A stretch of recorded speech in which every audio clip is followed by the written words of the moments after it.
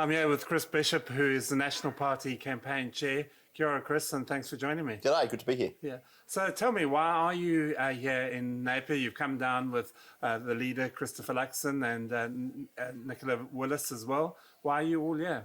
We've been on the Back on Track bus today. We started in Petone in my patch of Hutt South and moved our way up to Upper Hutt and then to Masterton and then stopped in Dannevirke, and now here we are in Napier, where we're parking up for the night, and then it will make its way to Taupo and then Rotorua tomorrow, and then finish Friday in Auckland, which of course is the day before Election Day. So we're just making our way up State Highway 2 and then all the way up to Auckland. Yeah.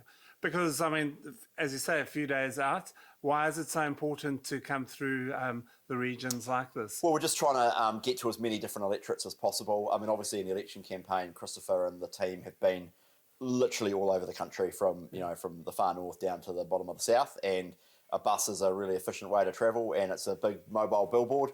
And so we're just sort of stopping in towns big and small, and meeting supporters and meeting people, and just encouraging people to get out and party vote national on election day. Now, obviously, the two seats here, Tukituki and Napier, are red at the moment. Are you quite confident that you could switch those? Look, you never take anything for granted. We're very hopeful that we'll win both seats. We've got two fantastic candidates here in Catherine and Katie, who I know well. They're doing an excellent job and have been so for many months. So, look, it's up to the voters of the Hawke's Bay, obviously Tukituki and the Napier electorates. Over to them, but we're very hopeful that we'll do well on election day. Now, there's some polls suggesting that Labour might be coming back a little bit, and as you know, often it is tighter on the night as well. Are you expecting that? Elections are always tight. Yeah. Our electoral system, MMP, is designed to make it tight, basically.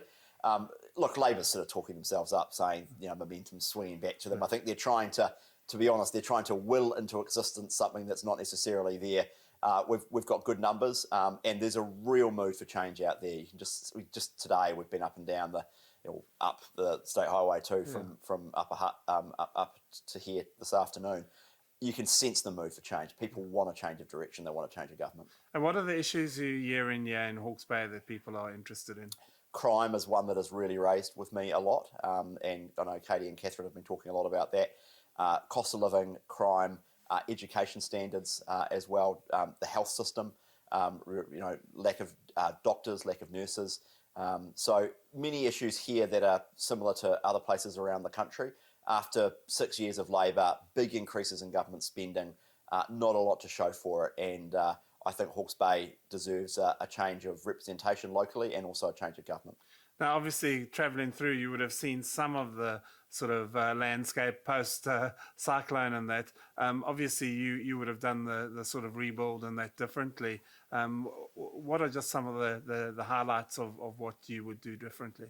Well, Chris Penk and Katie and Catherine have been putting together a recovery package, and we want to work closely with the councils here around rebuilding Hawke's Bay. It's clearly going to be a significant issue for the incoming government. One thing we do want to do is complete the 4-lane expressway between Napier and Hastings. That's a very important project, something that was being advanced under the last national government, stymied in the last 6 years or so, and so we do want to complete that. That's something we've committed to as part of our transport commitments for the region. Chris Penk, our spokesperson, has been talking about a cyclone recovery ombudsman, for example, as well, and we think that's an important thing to do as well. But we are absolutely committed to rebuilding this region, as we are committed to rebuilding the East Coast as well, and we will make the necessary investments to get this region back up and running. A cyclone ombudsman, is that not just adding extra bureaucracy onto the top of things? Well, some people have said that, but I think it's a useful step to give added surety and added confidence to the people of the Bay. So I think it will make a difference, and we'll see how it goes. Now, Labour's committed to a new hospital for Hawke's Bay. The old one is quite getting to the end of its life, sort of thing. Now, what do you say about that, and do you think the numbers stack up for them to be able to do that? Yeah, and they've had 6 years to do that, and I think people will see that pretty cynically, frankly. And I see Chris Hipkins turned up here, would have been 3 or 4 weeks ago, and sort of turned up here and said, well, we're going to build a new hospital. And I think a lot of people said, well, where have you been for the last few years? So, look, there's big pressure around our hospital budget around the country. and we will consider that in due course. There's no doubt that there's a need for an upgrade here. Lawrence Yule, former MP, used to talk to me about that a lot. Catherine and Katie have both said it to me as well. So we will consider that in due course. There is no doubt that we need improvements to our hospital infrastructure around the country, including here in Hawke's Bay. Yeah. Now, just turning internationally, obviously focus has been on Israel. And were you quite surprised at the way Labour came out with the initial statement through the Foreign Minister? Yeah, look, I think it was quite alarming for many New Zealanders to see that. Nanaia Mahuta's initial statement, was wildly out of step with our Five Eyes partners, with our traditional allies, United States, Australia, United Kingdom. Cleared up by the Prime Minister, but a few hours later, and I think people would have noticed that internationally, that we were out of step. It was, it continues to be appalling scenes in Gaza and Israel, and we condemn the actions of Hamas, and we stand with Israel. Yeah. Now, just finally, why should people of Hawke's Bay vote for Katie Nimmin and Catherine Wedd and National?